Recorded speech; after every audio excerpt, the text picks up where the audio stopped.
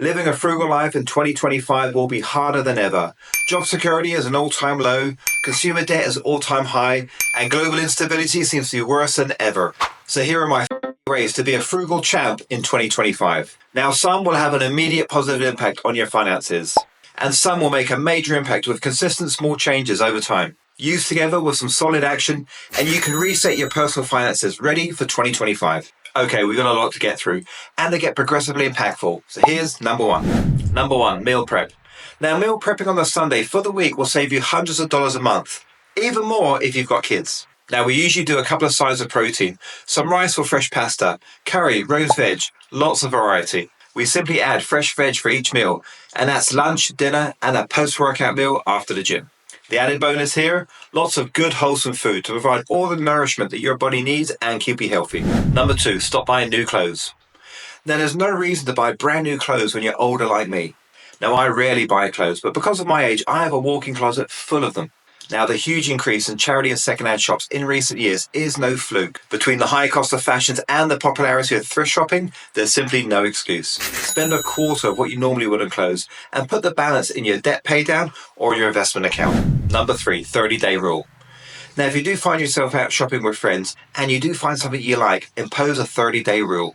This essentially makes you wait for 30 days until you're really sure that you want to buy that item. If you still love it after 30 days and it fits into your budget, pull the trigger. The pause will ensure it's the right decision and eliminate any peer pressure during the shopping trip.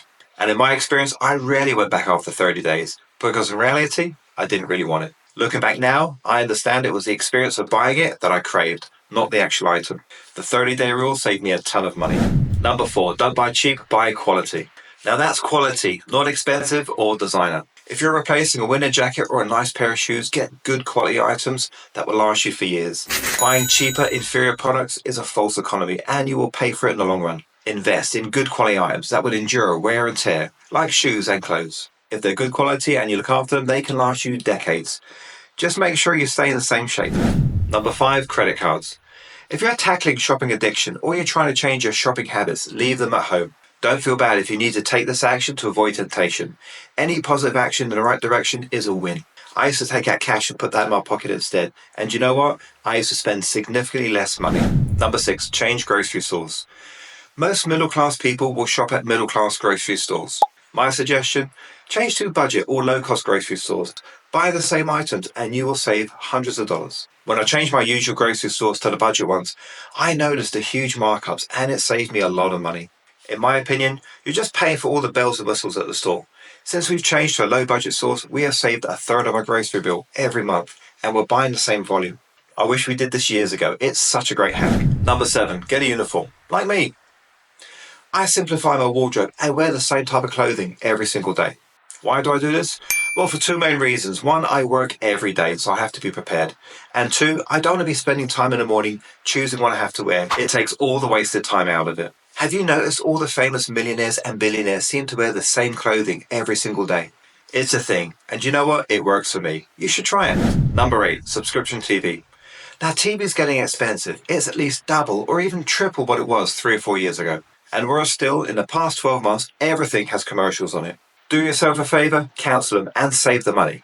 But more importantly, save the time. My advice, take your time and use it more productively. And for everything else, there's always YouTube. It's the biggest and best service in the world, and it's largely free. Number nine, don't go out for lunch. More specifically, don't go out with your work colleagues for lunch. Going out with your work colleagues will lead to overspending. You will feel pressured or even just tempted to spend.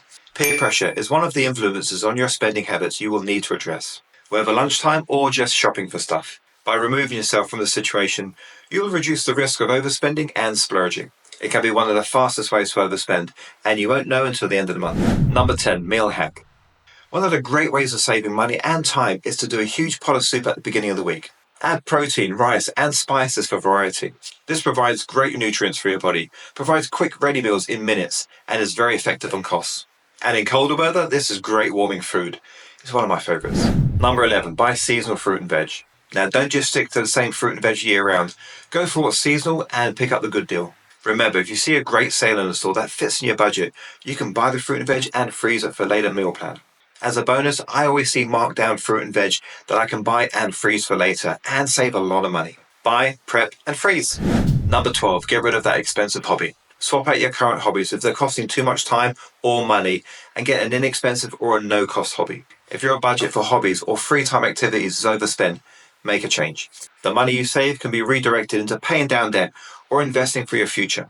Some low-cost activities I do are the gym, hiking and walking, further education, and my YouTube channel. Fill up your free time with productive, enjoying, and free activities. Number 13, no impulse buys. Make a stand here and ban impulse buying from your shopping habits. If it's not on your list, leave it at the store. If you need it, put it on your next list and learn a new shopping habit. In my experience, the impulse buy is often a want and not a need, so treat it accordingly. Focus on your needs. And don't fall for the store trying to get you to spend more money. They are champions at doing that. Number 14, impulse decisions. Impulse buys also mean impulse decisions. We often get invited out for a weekend, a night out, or even just a day away. Now, don't agree straight away. Weigh up the pros and cons, the budget needed, and the benefit for your enjoyment and your friendships. We often can't afford or even find the time to take advantage of every invite. Ensure you say yes to the right ones and don't rush to commit. Number 15, no fast food at all. Learn to meal prep every week and take your lunch and your drinks with you. This goes the same for hot drinks and snacks. And don't fool yourself by buying a healthy lunch from Freshie or similar. Fast food is fast food and it's horrendous on your pocket. It's poor planning and a waste of money. The only exception I will give myself if it's a reward for hitting a major goal. Pretty much all my goal rewards are food. Number 16, reading books. Now, reading books to further your education is all part of a growth mindset. Learning new skills. Growth based on the experiences of successful people is something that most people strive for when they're looking to better themselves and their circumstances. The only thing I would say is just don't buy the book. Use the library, borrow the book from a friend or colleague, join a book club. And if, like me, you love to learn, but you struggle to sit down and pick up a book, then get a version you can listen to. You can get a monthly subscription and get access to a whole library of books. Or you can do what I do. I use YouTube, and I get access to millions of free videos and narrations. Save your money and be creative in getting your educational needs. There's a ton out there. Number 17, cheap flights. Now, I fly on a regular basis, but since the pandemic, I've noticed that flight costs have risen by about 20%. They have gotten so expensive, and they charge for almost every option. They even charge you for taking on a suitcase. Now, I fly regularly to the UK, but I found I could save a decent amount of money by taking a diversion to Iceland or even France. Just having that 1 or 2 hours stop off can save me a lot of money. I also never add any options and always go economy. The way I see it, you're not going to get there any quicker by paying much more for your seat. And if, like me, you've got long legs, instead of paying for the extra leg room, get up and go for a walk. Just think all that money you can save can be redirected to more experiences on your vacation. Number 18, extra money. Any extra money you get from a bonus, a windfall, or even a pay rise should go towards your debt pay down. By paying down your consumer debt faster, you'll save on the interest, and that's a guaranteed return. Once all your consumer debt is paid down, put that extra money towards your emergency fund.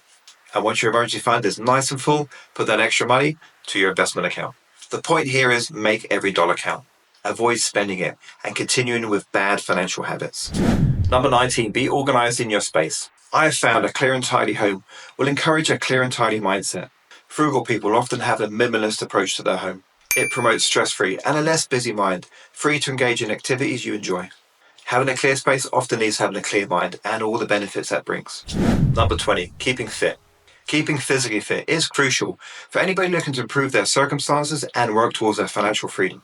But you don't have to join a gym to do so. Working out from home with a routine from a qualified coach online can be just as good. And if you need some equipment or some free weights, you can also go online and invest in some secondhand. A can-do mindset will always overcome limited funds. Number 21, freeze your food. Okay, maybe an obvious one, but it needs to be said. By freezing food, you can buy food on sale in volume. Freeze reduce items from the store, if not using immediately, and freeze foods approaching the best before date. A little bonus tip here is I usually prepare the food before I freeze it. You can blanch the vegetables, divide up the chicken breast, make curry soups, and make lunch portions. This small effort will compound each month into tangible savings that can be redirected to your debt pay down and your savings. Number 22, electrical bills. Electrical bills and hydro bills seem to be getting bigger every year, and simply switching to LED lights no longer produces the savings we all dreamed about. Being a renovator and going into lots of homes, I can see one of the reasons is the sheer number of lights we have. There are pot lights, multi-light fixtures, LED lights, and lamps. On my main floor alone, I have 53 light sources, and my kids tend to leave them on all the time. So set some new habits and turn them off. Turn off the lights, turn off the landscaping lights, the TVs and the other electrical equipment when you're not using them. And to take it a step further, you can invest in some timers to turn off the lights when you're not around, or when your kids forget. Bottom line here, wasted electrical is drawing on your wallet. Number 23, minimalist approach. Adopt a minimalist approach by reducing the clutter in your house. Less furniture, clothing, electrical equipment. Instead, get simple decor and sparse belongings, and eliminate the knickknacks we have in every room. Instead of those endless home tidy-ups and those regular organize your stuff days, you can spend your time doing something you actually want to do.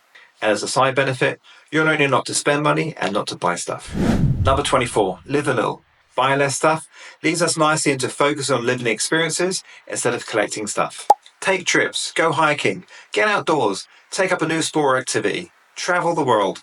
Get out of homesteads and clothing stores and stop shopping for stuff. Swap stuff for life experiences and find your happiness.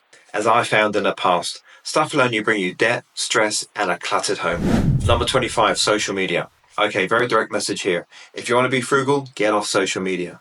The last thing you need is to fall in the comparison trap after spending an hour swiping on Instagram. Seeing broke people living broke lives will do you no favors. Those that are wealthy keep their lives to themselves, and they certainly don't advertise it on TikTok. Comparing yourself to loud people online can influence your spending habits and promote you to keep up with the Joneses. Take my advice, turn it off. You will eventually find that it's not that interesting after all. Number 26, stop the big shop. So I found doing one big shop every week or two was costing me a lot of money. Trying to guess all your meal needs for the next 7 to 14 days will lead to overspending. Also, you're going to run out of fresh fruit and veg. So we made the time to make a smaller shop 2 to 3 times a week. And small concentrated shops will focus your budget. For a bonus tip, alternate your grocery store each visit so you can take advantage of the weekly sales. But don't forget your list. Number 27, waste not, want not.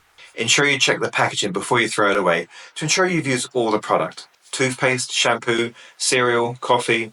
Ensure you get your money's worth by using it up completely. Pro tip, check the kids' products. They can be champion wasters. Number 28, prepared foods. Don't buy prepared foods ever. You are paying double for prepared foods. And if you're getting a platter, you're even paying for that packaging. Avoid grated cheese, prepared fruit, and sliced meats. Buy the food whole and prepare it at home. This goes for desserts and fancy meals too. Learn to make it for yourself and enjoy the experience. It's going to be better, wholesome, good quality food, and you'll get to learn a new skill too. Number 29, don't go out for dinner. Instead of going out for dinner with friends, take it in turns to host and enjoy the party at home. Delegate the dishes between yourselves and make it an event. With music and drinks, it can be a real great night. You could take it one step further, be adventurous, and actually cook the meals together. Either way, you can combine great friendship experiences and being a frugal champ together.